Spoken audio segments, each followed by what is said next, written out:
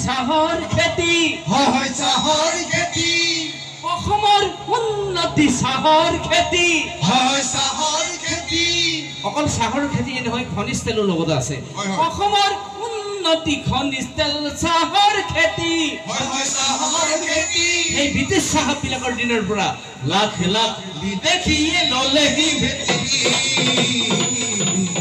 লাখ লাখ বিদেশীয়ে ললেহি ভেটি ও অসমীয়া ও অসমীয়া ও অসমীয়া ও অসমীয়া ৰং সকলো একতা হোৱা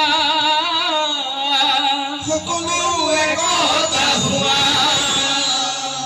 ৰং ভাতৃপাতি ৰং আমি একতা হ'বই লাগিব ৰং মহেন্দ্ৰ চুতীয়া পিংকু যাদৱ জিতু আমি সকলো এক হ'ব লাগিব নহ'লে জানো অসম থাকিব ৰং নাথাকে ৰণক কিন্তু বহুত দিনৰ মূৰত পালো আৰু ধুনীয়া হাঁহিটো দেখিলো ভালে থাকা একতাৰ দোলেৰে বান্ধি আমি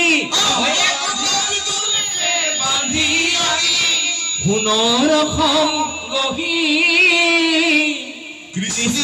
জীয়াই ৰাখি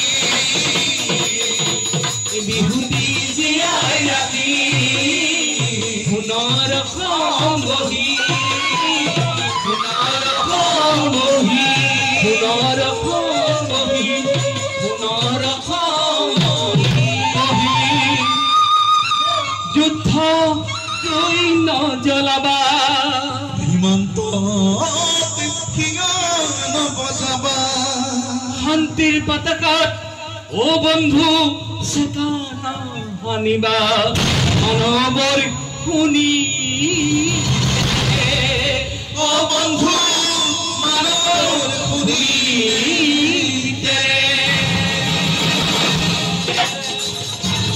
মানৱৰ শুনি তেৰে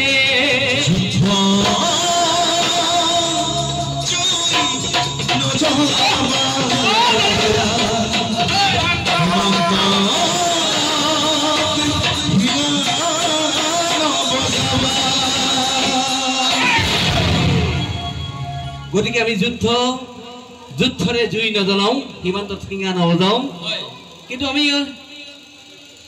জাতিটো যদি অস্তিত্বৰ সংকটত পৰে জাতিটো যদি হেৰাই যাব বিচাৰে তেতিয়া কিন্তু আমি সকলো একত্ৰিত হ'ব লাগিব আহ্বান জনাম সকলো অসমীয়া আমি একত্ৰিত হৈ মাত পাতিম এইটো মোৰ ব্যক্তিগত মনৰ অনুভৱ দেই মই ডম্বৰু হাতখন পৰিৱেশন কৰিম আমাৰ ধ্ৰুৱজ্যোতিক শুভেচ্ছা জনাম তেওঁ যাতে যুগ্ম জীৱন হৰগৌৰীৰ বসতি হয় ভক্তি ভাৱে প্ৰণাম জনাও নধৰিব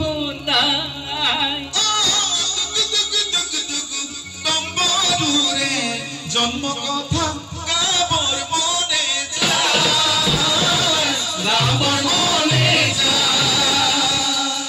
যেতিখনে দেবাসুৰে সাগৰ মথিলে আৰু অমৃতৰ কলপ আছে ভগৱানৰ উদ্ধাৰ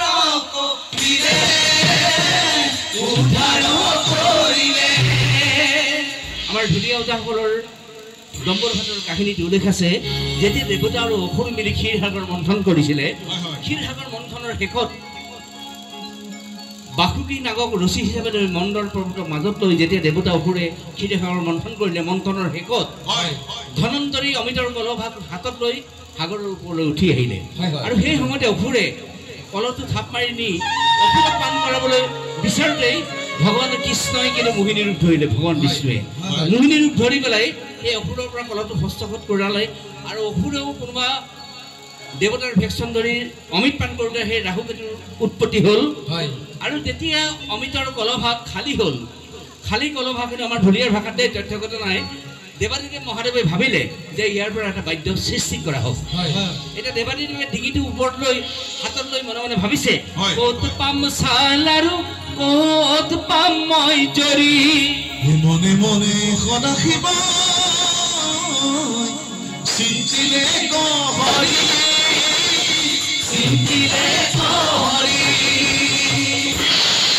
কটাক্ষে ভক্তি ৰখে চাল খনি ভইলে অনাদি মুচিয়ালে বাদ্যটি চাবলৈ জেলত বিশ্বৰূপ দুদক গংগাই হিৰে তুলি লৈলে সেইকাৰণে এশটা শিৱ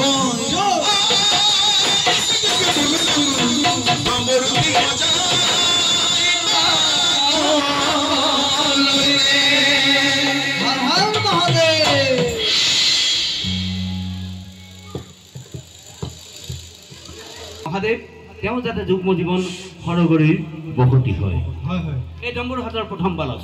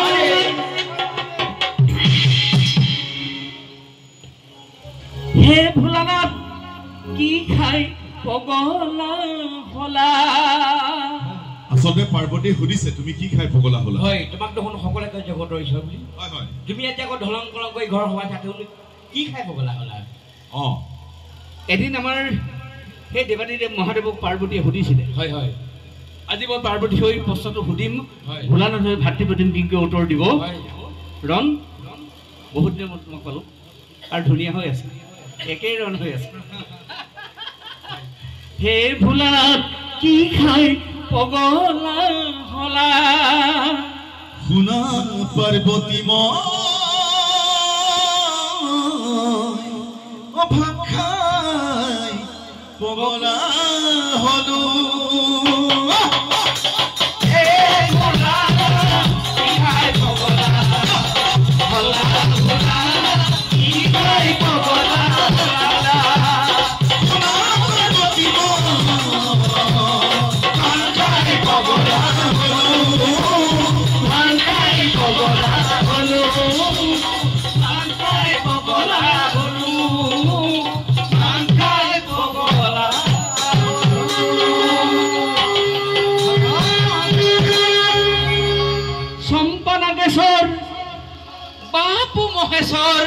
পাৰ্বতীৰ কাষলৈ যোৱা ৰজা পৰ্বতৰাজে কন্যাদান কৰে ধৰ্মকে সাক্ষী কৰি আজি দিয়ে লগন পাৰ্বতীৰ মঙ্গল মঙ্গল কৰি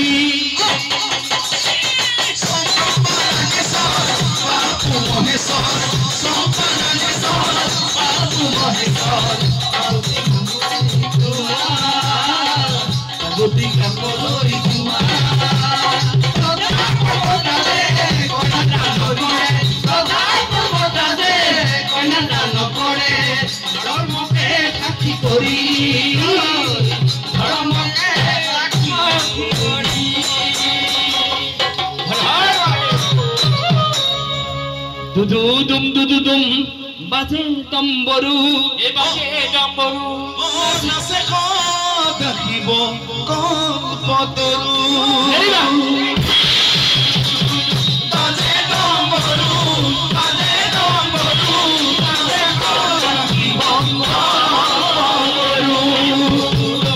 কল্পতৰু বাজে তম্বৰু বাজে তম্বৰু নাচে দেখিব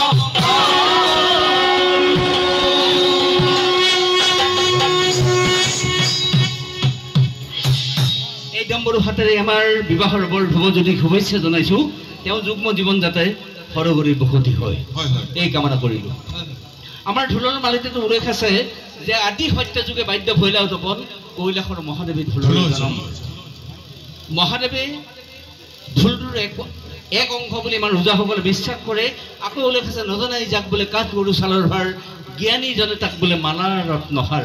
আজি ধ্ৰুৱজ্যোতি পৰিয়ালে মালা ৰত্নহাৰ বুলি ভাবি আমাক এইকণ সুবিধা দিছে। ধ্ৰুৱজ্যোতি পৰিয়ালৰ আমি শুভেচ্ছা জনাইছোঁ, আশীষ জনাইছোঁ। তেওঁলোকে যে আমাক এইকণ সুযোগ দিলে, সুবিধা দিলে অনুষ্ঠানটো পৰিৱেশন কৰিবৰ বাবে। আচলতে ধ্ৰুৱজ্যোতি পৰিয়ালে আমাকে সুবিধা দিয়া নাই, অসমীয়া জাতিৰ গৌৰৱ স্বাভিমান এই ঢোলটোক পৰিৱেশনৰ প্ৰচাৰ কৰিবলৈ তেওঁলোকে সুবিধা দিলে। ঢোলৰ অবিহনে জানো ৰণ বিহু হ'ব? কেতিয়াও নহয়। হ'ব নেকি নহয়? মোৰ কেতিয়াবা হাঁহি উঠে ৰণ। মইতো আজি 40-42 বছৰ ঢোল বজাইছিলোঁ, 60 বছৰ হ'ব হ'ল। কেতিয়াবা ভাবোঁ চুৰিয়া পিন্ধা মানুহখিনি দুৰ্বল নেকি? মহেন্দ্ৰ চেতিয়া দুৰ্বল নেকি? মইতো কেতিয়াও দুৰ্বল নহয়। মই অসমৰ কাৰণে সদায় কৈ আছোঁ। আৰু ঢোল বজাইতো মই ৰাইজক কওঁৱেই যে মই ঢোল বজাই খাব নোৱাৰোঁ। ঢোল বজাই অসমত খাব পৰা ব্যৱস্থা নাই। এই গায়কখিনিয়ে যে গায়কসকলকো মই শ্ৰদ্ধা জনাওঁ, তেওঁলোকক শ্ৰদ্ধা জনাবই লাগিব। কিন্তু তেওঁলোকেও সন্মান পাব লাগে, আমাৰ দৰে লোকশিল্পীয়ে সন্মান পাব লাগে, হয় নে নহয়? ঢোল নহ'লে জানো বিহু হ'ব? এতিয়া অসম চৰকাৰে গিনিছ ৱৰ্ল্ড ৰেকৰ্ড কৰিলে। ৰেকৰ্ড কৰিয়ে যদি সামৰি থয়, আমাৰ দৰে লোকশিল্পীৰ কাৰণে চিন্তা নকৰে। চিন্তা কৰিবও নালাগে বাৰু, মোৰ কাৰণে চিন্তা কৰিব নালাগে। অসম চৰকাৰে চিন্তা নকৰিলে মোক খাব পৰা ব্যৱস্থা আছে মহেন্দ্ৰ চেতিয়াৰ। মই সেইকাৰণে 42 বছৰ ঢোল বজাইছোঁ, চৰকাৰে মই একো লোৱা নাই আৰু নালাগো। ভাৰত চৰকাৰে অসমীয়াৰ স্বাভিমান ঢোল, আমাৰ ঢোল আমি বজাইছোঁ। বিহু আমাৰ, ভাষা আমাৰ, অসমীয়া ৰাইজ আমাৰ। এইখন অসমতে গোলাঘাটৰ বেলাঘাটৰ জন্মজন। অসমীয়া জাতি দুৰ্বল নেকি? আমাৰ একতাৰ অভাৱ।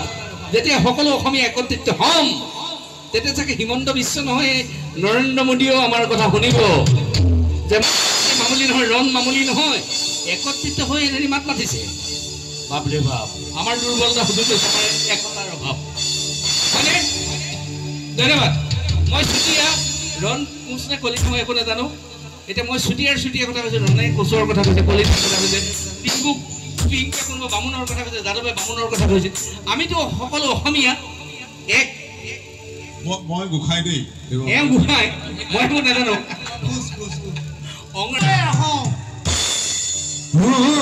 তিনি বৰণীয়া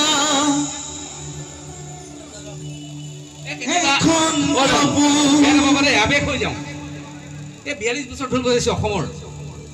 আমি ইমান মামুলি অসমীয়া নেকি? নন অসমৰ কাৰণে মাত মাতি আছোঁ। অসমীয়াখিনি ইমান দুৰ্বল নেকি? এতিয়া নৰেন্দ্ৰ মোদীয়ে ক'লেই আমি দুৰ্বল হৈ নাযাওঁ নহয়।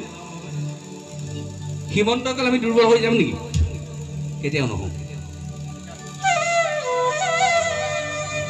কিন্তু এটাতকৈ হিমন্তক মানুহ এখন দুটা যায়, নিজৰ ভাতৃ বুলি ভাবি কিবা যদি ভুল হৈছে ক্ষমা কৰিব দেই।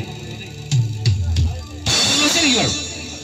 আৰু ভুল হৈছে যদি সকলোকে মই কৰজোৰে ক্ষমা প্ৰাৰ্থী দেই। কৃষ্ণ।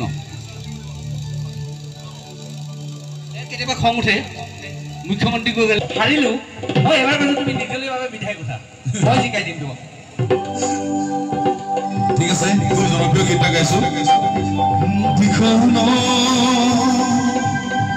এৰিব